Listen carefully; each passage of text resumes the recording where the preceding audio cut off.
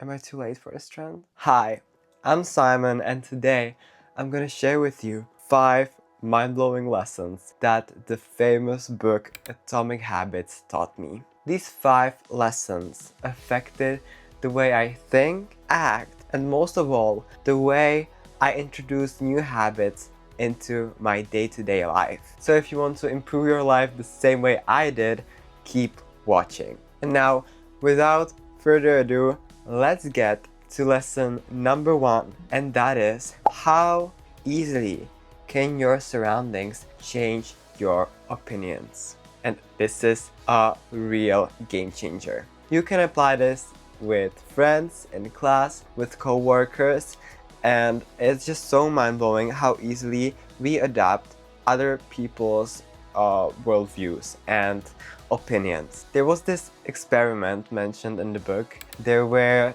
2 cards on the table, and on one card there was a line, and on the other one there were 3 other lines. One of them was the same length as the line on the first card, and the other 2 ones were different length. The length difference was very obvious, so it was quite easy to distinguish which one of those 3 lines was the same as the one from the first card. And this person, we'll call him Joe, was supposed to say which are the same ones. But the interesting part came when others came in and were also supposed to, in front of Joe, say which lines were the same. At first, they were agreeing with him, but then different cards came, and suddenly those people started to mention different combinations. Of course, those people were actors, so they were supposed to do it, but the interesting part was that Joe actually changed his opinion and stopped believing his own eyes after only 3 people out of the group disagreed with him. I find this actually mind-blowing because this happens to all of us in our day-to-day lives. We get so insanely easily affected by our surroundings, by our friends, by our family, and sometimes we would even make our lives harder just to fit in, just to do the things others are doing.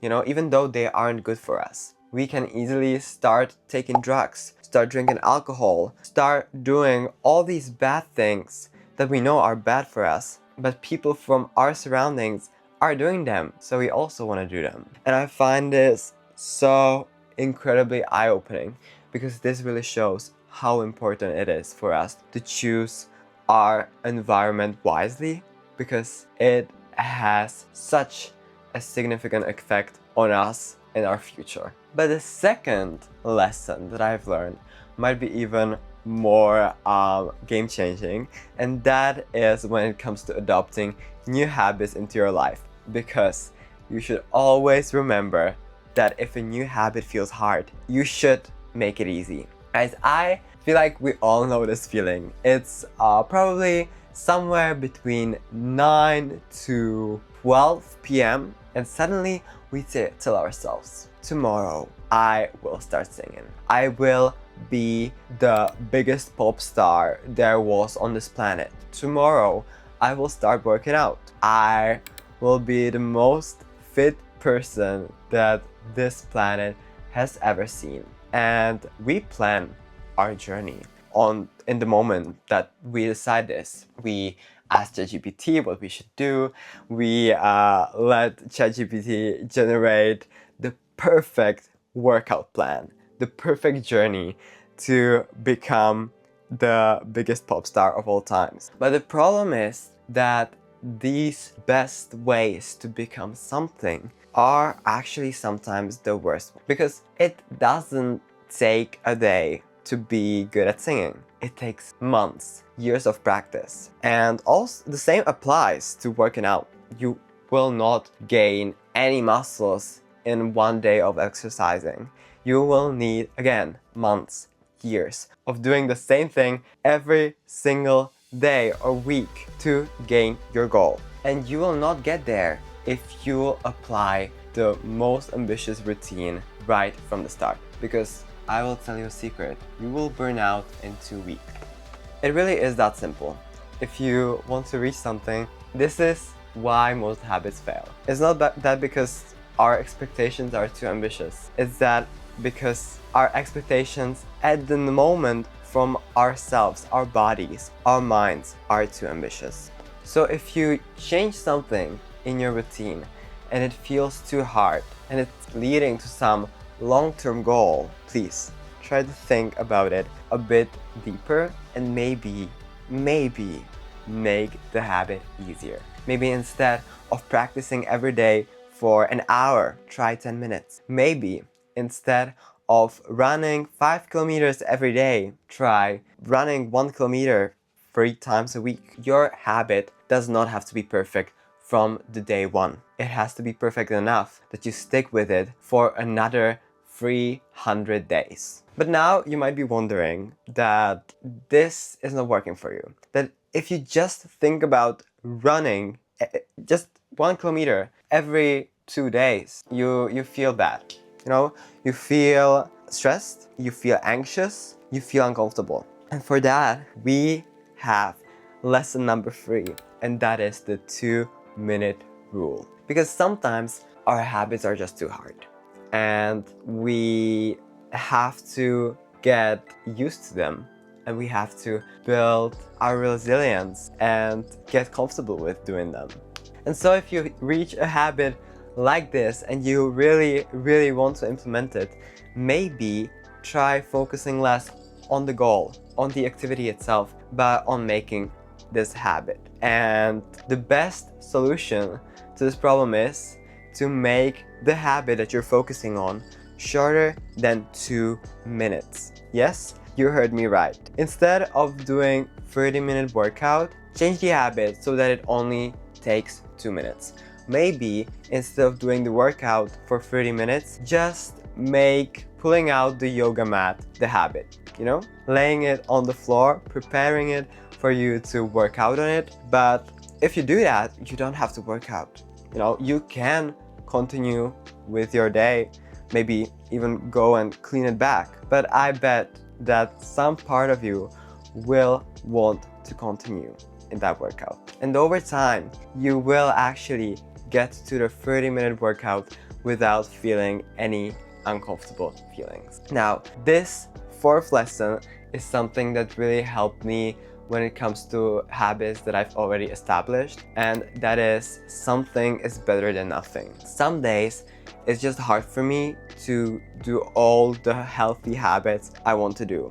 You know, sometimes I hang out with my friends, I go to the theater, I stay at school longer because I gotta work on some project or something, and then I come home and it's late and I can't do my run, I can't do my workout, and now I have to decide, will I do a short 5-minute version of a workout that will not probably help me that much, or will I just ignore the fact that I had to do some workout today? And oftentimes I got very tempted to just skip it overall, because why would I do a 5-minute workout? Like, it will not do anything for my body. But the thing is that it really does something. It really makes a difference if you do a 5-minute workout or no workout. Because if you multiply 5 by 365, it makes, and I have to pull out the calculator, it makes 1,825. So instead of 0 minutes, if you just worked out every single day for 5 minutes, by the end of the year, you will have worked out for 1,825 minutes. And I think that that is a pretty huge number, don't you think? So just remember, you don't have to go all in all the time. Sometimes life will get in the way, and at those times it is okay, it might be even necessary to just shorten your habits, just make them a bit more doable. And now we're going to the last lesson that actually helped me so much, because these days I'm going for my driver's license school, and it's super hard for me. And actually, this lesson really made it easier for me, and it's that inner motivation is key. You must adapt your habits as your personality. Guys, I have discovered this thanks to the book, and it is actually a game changer. As I said earlier, I'm doing my driver's license school. The driving is not as much these days, but it used to be super stressful for me. I would be scared that somebody would crash the car and then I would get hurt, or that I would hurt somebody else. It wasn't fun, but the problem was that I had a real trouble with finding motivation to continue with this stressful experience. Because yes, I knew why I want a driver's license. So I could be able to drive to the mountains. So it would be easier for me to find a job, to be able to go on holidays with a car. Like, it makes sense to get a driver's license for me. But the problem is that those things were not there for me in my day-to-day life. Every time I would go to a driver's license class, I would have to convince myself that this is a thing that is good for me to learn, that this is a thing I need. But overall, my brain was just thinking about the fact that this is not necessary for me to do.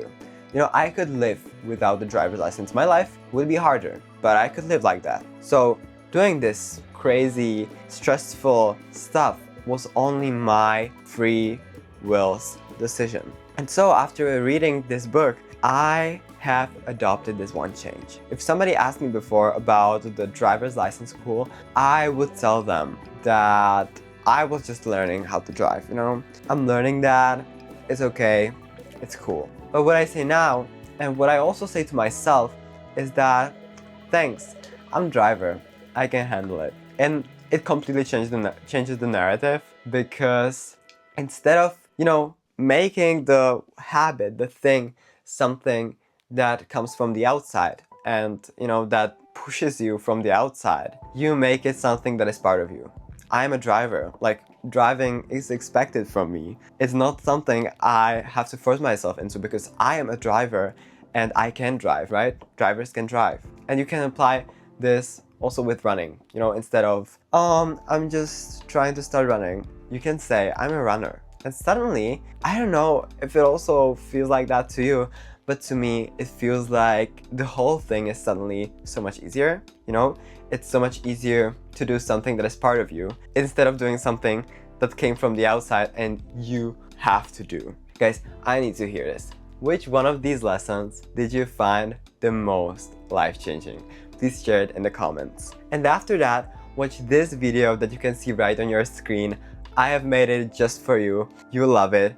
It's amazing. So go watch it. I'll see you there.